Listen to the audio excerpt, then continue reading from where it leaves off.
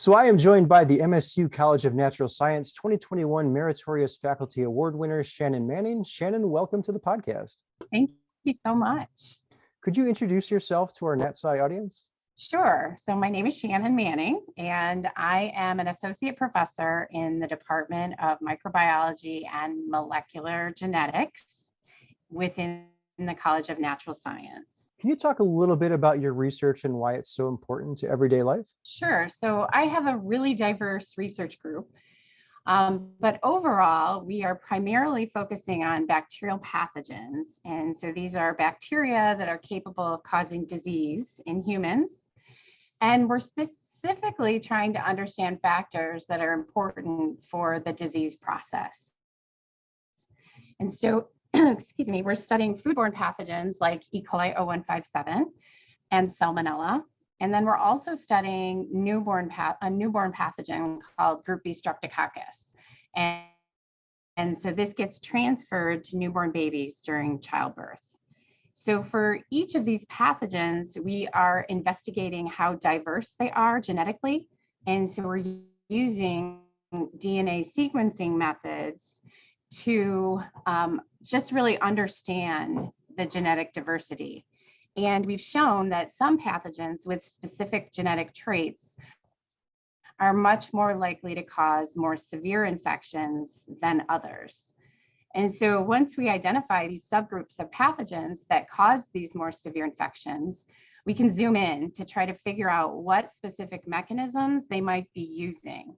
So for example, in our Group B Streptococcus studies, we found that the more virulent strains have unique traits that make them better at attaching to and invading the cells of the placental membranes relative to other strains. And they're also better at evading the normal host immune responses. And so once we identify these mechanisms, then we can begin to think about new treatment strategies or prevention methods that might help in preventing the disease process. And so we don't do this specifically in my lab, but we can recommend new targets, for example, for vaccine development. We've also been investigating where these pathogens are living in nature in an effort to really understand factors that are promoting their survival in these environments. And so we've been doing this a lot for the foodborne pathogens by sampling the environment and important food animals where these pathogens are living and thriving to figure out what might be important for their survival. And so once we can identify these factors, we can then begin to think about new ways to prevent transmission to humans or contamination of food products, for example.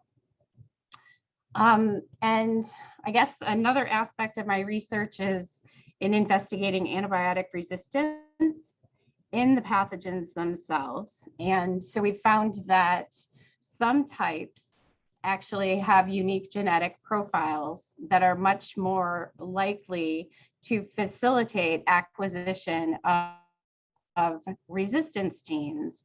And these genes are really important because they allow them to resist antibiotics that are used for killing them or treatment of infections. And so we are examining how these genes get transferred between microbial populations, particularly those that are residing in the gut. And this is also referred to as the gut microbiome. And so we know that this collection of microbes is really important for the emergence of new resistant pathogens. Very cool.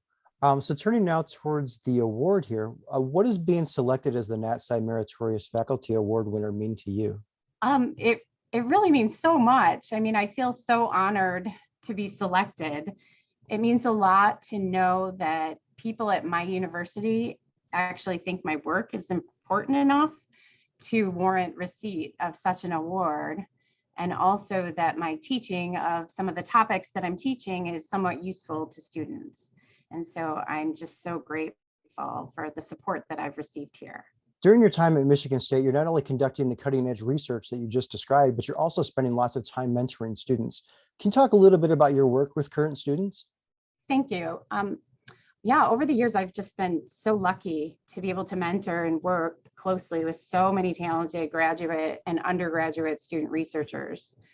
Currently in my lab, I have 5 graduate students and 1 undergraduate, and they're all working on different aspects of the projects that I mentioned. And together, they're just a talented group of young scientists. And I know that I could not be as productive in research without all of their hard work and dedication to our projects. So do you have any advice you would give to current Nat Sci students to make the most of their time while at MSU? I guess my advice would be not to stress, particularly over the little things, right? And we all do this, but maybe to focus more on the big picture. I think that the college years should really be a time of growth and a way for students to figure out what they are really passionate about, you know, what interests them and what their future career path might look like.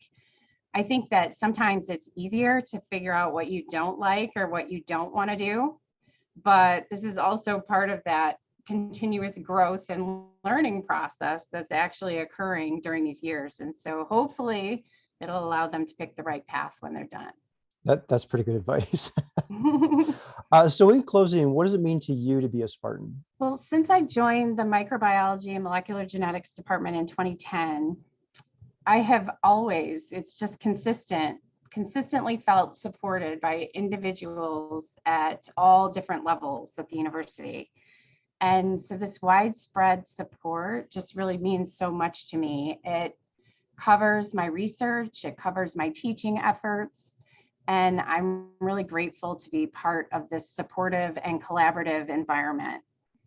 I'm also grateful to have the opportunity to work on research projects that I really enjoy and am passionate about, and to interact with a diverse group of students and researchers. And I think collectively, this group makes my projects better, and they really make MSU a great place to work and study. Fantastic. Well, it's been great talking with you today, Shannon, and I'd like to thank you for joining me on today's show. And thank you for having me on.